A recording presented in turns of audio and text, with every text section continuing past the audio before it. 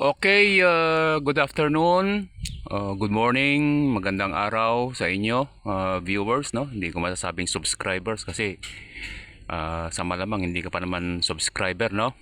Ilan pa lang ang subscribers ng YouTube channel na ito. Nung nakaraan na uploaded video ko, sinabi ko na ang susunod ay 100. Pinagsumikapan ko naman na humanap ng bagong 100 pesos. Ilang bangko yung pinuntahan ko o napuntahan ko ay wala, bihira pa. Kaya ito, tatlo na tig 1,000. Kung papaano na ako ay nagkaroon yan, ibang istorya yon, ano. Kaya ang pinaka topic naman, pinaka discussion natin ngayon ay papaano ang investment sa 3,000 na ito. Paano ba ito lalago? At parang mahirap kong paniwalaan na napakaraming tao ang hindi pa nakakahawak ng ganito. Siguro meron din, ano, na talagang napakailap na makahawak ng ganyang pera. Ay pagka ang isa nga ay namamasukan, kinsenas katapusan, 15th, 30th, ang kanyang sahod ay nasasahod niya yan. So sumasayad sa kanyang mga kamay ang ganyang perang 3,000. At ano ba ang gagawin ng isa para sa ganon ay mapalago ito, mapalaki ito? Kaya sa mga naunang video ay natalakay na ng YouTube channel na ito na ang kinakailangan nga yung mindset, no? Yung isip mo, no? Pagka nakahawak ka ng pera, ang nasa sa isip ay paano ba ito lalago? Paano ba ito lalaki? No? Hindi yung ano ba ang pagkakagastusan ko, ano ba ang bibilhin ko, paano ko ba ito uubusin, no? So hindi gayon. Kung hindi, paano ba ito lalago? Paano ba ito kikita? At sa kikitain nun, doon ka magsisimulang gumastos. Pero halimbawa yung 3,000 ay nagawa mong maging 6,000, so may kita na 3,000, doon ka gagastos sa kinitan 3,000. Pero hindi mo lahat gagastusin yon, no? Kasi yung pagkain automatic na yan, almusal kakain ka, tanghalian kakain ka, hapunan kakain ang tao. Okay? At siguro kung inaabot mo na ang pagkakataong ito, no, this moment, almost 3 minutes na ay interesado ka sa ganitong mga content at sa malamang ay nanonood ka ng mga YouTube videos na may kinalaman sa pananalapi at natatalakay doon yung mga stock market, time deposit, di ba? At ano pa? Okay? Mga mutual funds. Pero yung kasing per annum, kung hindi ako magkamali, pwede nyo i-research, no? Pwede nyo nga i-comment. Latin yun per year. So ibig sabihin ng halimbawa ay 3% per annum, 3% ng sa loob ng isang taon, no?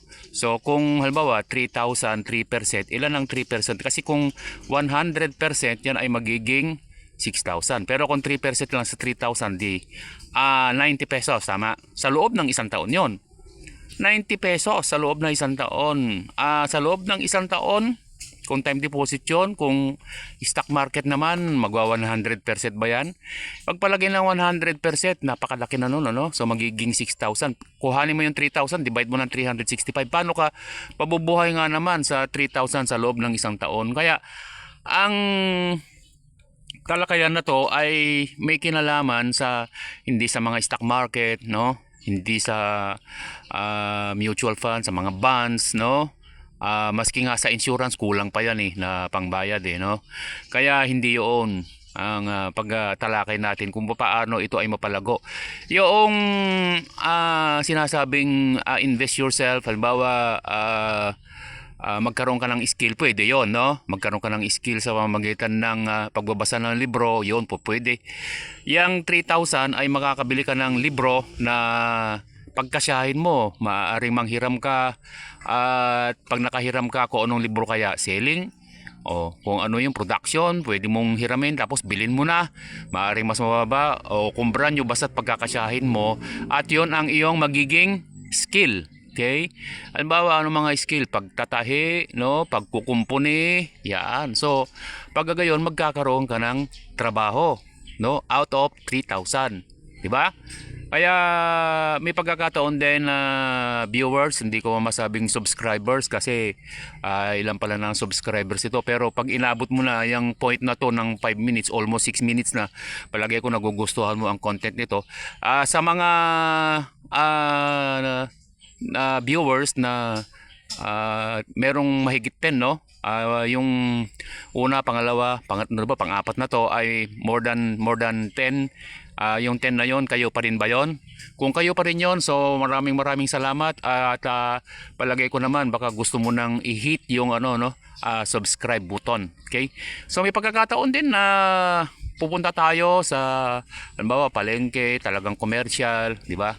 At doon talagang parang katulad ng mushroom na magi-sprout, no, magi-sprout pagkatapos ng maulan, mabagyo, makidlat, pagkatapos doon magi-sprout, lalabas ang idea. Kinakailangan kasi talaga mag-iisip no. Kinakailangan mo mag-iisip, no. Maski sabihin kong ganito maganda, ganito okay, pero nasa sa tao pa rin 'yon. Kaya ako sang-ayon doon na neutral ang anumang industry, nasa sa tao yon kung ano yung gusto mo na industry. Walang maganda, walang pangit na negosyo, di ba? Hindi porket ang isa, kaibigan mo, kakilala mo, kamag-anak mo ay naging matagumpay sa isang klase ng negosyo at papasukin mo yon, ay magiging matagumpay ka na rin. O kaya naman merong nabigo, no, failure, so assert to a business, pwede mong pasukin yon, no, pwedeng yun magtagumpay ka ron. Pero tulad nung mga napanood niyo siguro, di ba, natatalakay yung passion, skill. At lately meron akong napanood din sa YT, no, YouTube, na yung mga billionaire daw, it's even more than skill, more than passion, it's an obsession, no, obsession daw. Kaya nabihira lang din naman yon mga nagiging billionaire, no. Pero hindi natin pag-uusapan yung kung paano maging billionaire. I for one is not a billionaire, I'm not a millionaire. Ang pag-uusapan na dito yung mga small scale, no. So para sa mga gustong magnegosyo, sa mga namamasukan, yan, sa talagang sabihin nating walang wala, no. So yun. Kaya okay, yun, viewers, no. So hindi bale sa mga susunod magkakaroon na yung 100 pesos, 50 pesos, 20 pesos at may pagkakataon wala na kayong makikita na pera kung papaano nga ba na magpapasimula out of nothing, no. Sa bagay medyo nakukuha nyo na rin siguro parang clue ba, o talagang yun na nga na kinakailangan kasi yun talagang pagkagusto kasi nga sa M's of management, no, di ba, meron yung machine, men, money, minutes, time, mahalaga ang time, no. Kaya bibigyan mo talaga ng time. Pagka ikaw ay namamasukan, yan, government employee o private, pagka government hanggang Friday lang. So Saturday meron kang free time. Ngayon kung private, so Sunday meron ka ring free time kasi bawat isa sa atin ay pare-parehas lang naman na tigto 24 hours per day. Okay, so viewers, I hope na umabot ka rito, nagustuhan mo, baka convince ka na i-hit yung subscribe button, so you will be the 3rd, 4th, 5th. Thank you very much. Hanggang sa susunod.